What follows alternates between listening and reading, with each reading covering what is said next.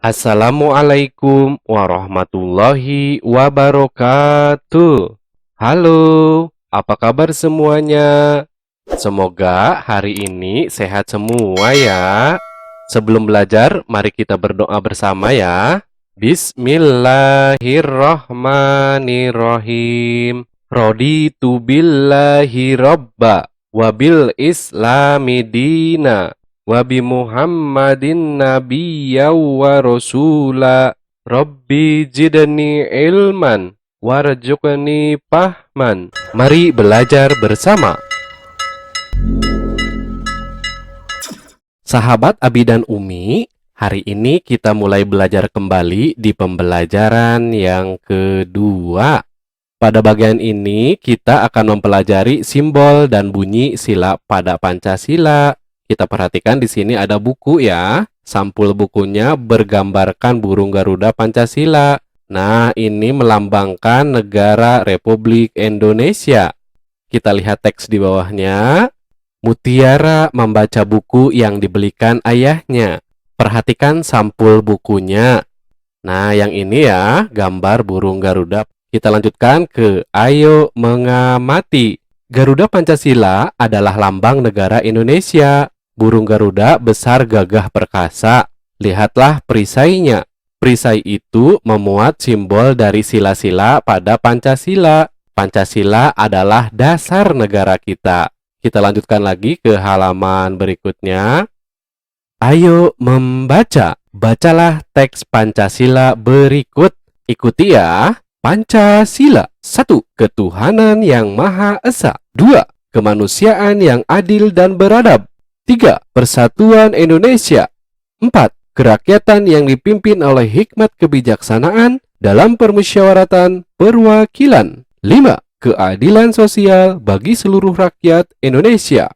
Nah, setiap sila pada Pancasila memiliki simbol. Perhatikan simbol sila-sila pada Pancasila berikut. Sila yang pertama di sini disimbolkan oleh bintang. Bunyi silanya yaitu ketuhanan yang Maha Esa. Kemudian kita perhatikan sila yang kedua. Di sini simbolnya rantai emas ya. Bunyi silanya kemanusiaan yang adil dan beradab. Kemudian kita perhatikan sila yang ketiga. Di sini simbolnya pohon beringin. Bunyi silanya persatuan Indonesia. Kita lanjutkan lagi ke halaman berikutnya. Sila yang keempat di sini simbolnya kepala banteng. Bunyi sila yang keempat, kerakyatan yang dipimpin oleh hikmat kebijaksanaan dalam permusyawaratan perwakilan. Dan sila yang kelima di sini disimbolkan oleh padi dan kapas.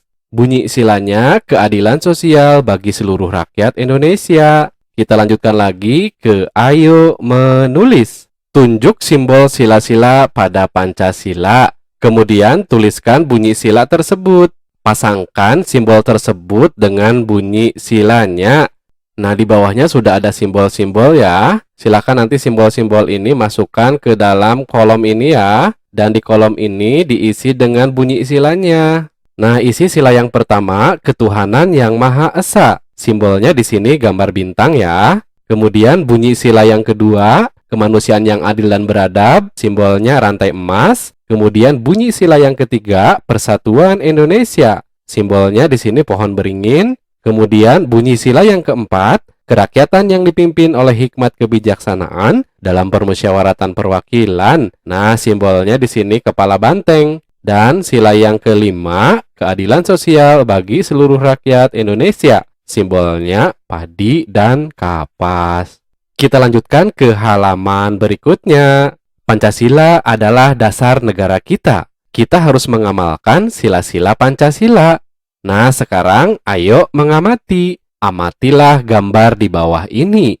Menurut pendapatmu, pengamalan sila keberapakah yang ditunjukkan oleh gambar ini? Nah, kita amati gambarnya ya. Di sini ada gambar-gambar yang sedang melaksanakan ibadah ya. Apakah kamu selalu beribadah bersama keluargamu? Ceritakan secara lisan tentang pengalamanmu ketika beribadah bersama keluarga. Nah, di sini ada contoh pengalaman beribadah bersama keluarga. Yuk kita baca sama-sama. Semua umat muslim merindukan bulan Ramadan. Bulan Ramadan paling ditunggu oleh seluruh umat Islam di seluruh dunia. Sama seperti aku dan keluarga. Di bulan ini, aku dan keluarga lebih banyak meluangkan waktu untuk beribadah bersama di rumah maupun masjid.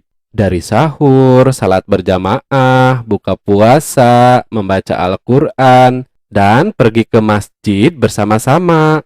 Tetapi bulan Ramadan tahun ini membuat aku dan keluarga sangat sedih. Selama pandemi COVID-19, aku dan keluarga terbatas untuk melakukan ibadah bersama di masjid bersama yang lain. Walaupun demikian, aku dan keluarga tetap tarawih dan salat berjamaah di rumah dan sesekali pergi ke masjid dengan protokol kesehatan yang ketat. Mari kita berdoa bersama, semoga pandemi COVID-19 segera berakhir. Nah, ini hanya sekedar contoh ya, silahkan kalian bikin yang lain lagi. Nah, sekarang kita lanjutkan ke halaman 15. Udin ingin meminjam buku milik Mutiara. Mutiara dengan senang hati meminjamkannya. Ayo berdiskusi. Pada bagian ini kita akan mempelajari ungkapan yang terdapat dalam percakapan ya. Nah, kita baca teksnya.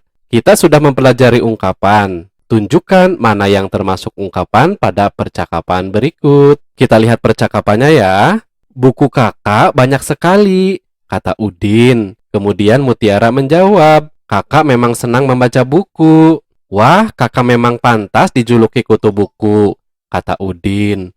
Nah, pada kalimat ini ada yang disebut dengan ungkapan, yaitu kutu buku.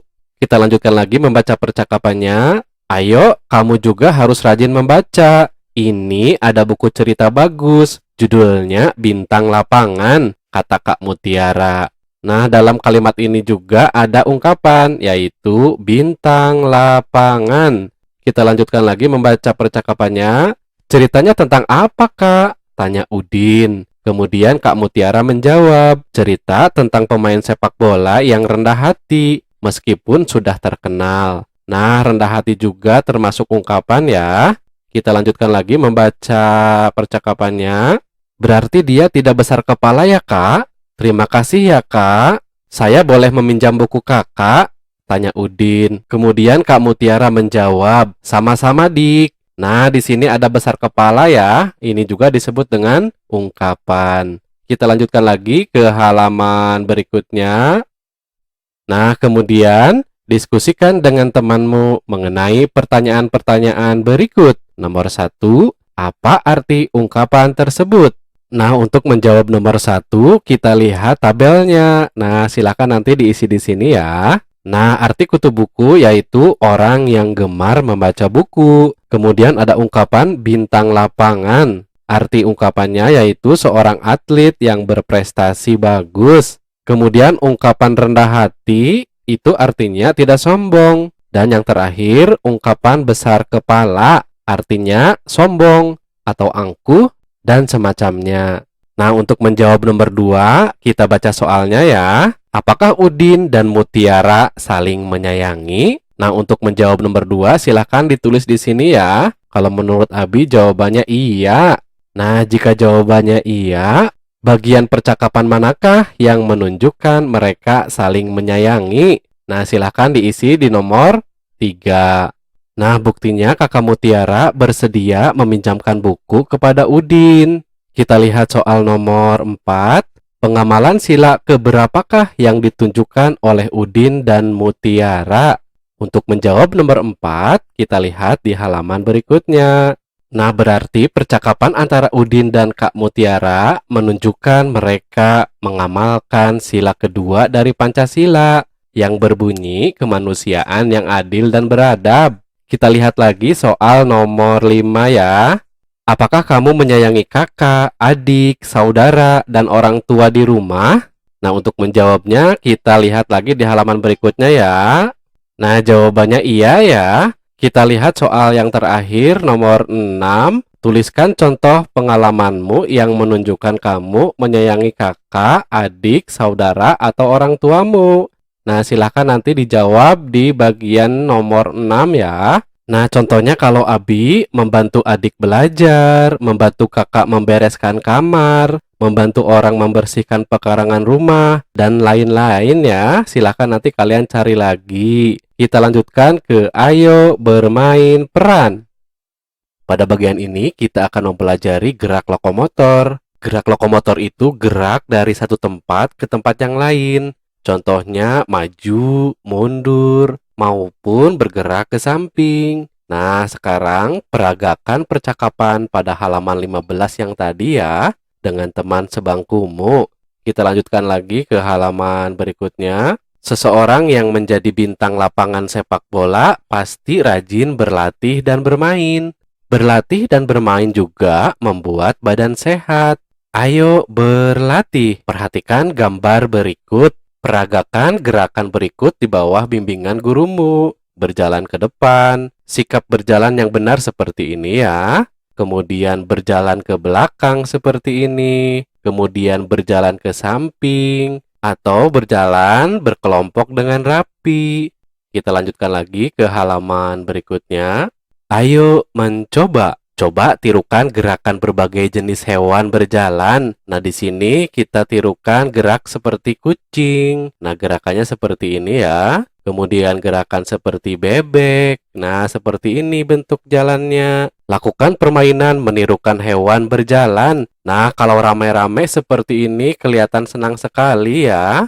Nah, untuk kegiatan bersama dengan orang tua bersama siswa membuat kalimat tentang kerukunan di rumah menggunakan ungkapan. Sebelum diakhiri, mari kita berdoa bersama. Bismillahirrahmanirrahim. Allahumma inni istaudiuka ma'alam tanihi fardudhu ilayya inda hajati wala tansanihi ya rabbal alamin. Wassalamualaikum warahmatullahi wabarakatuh.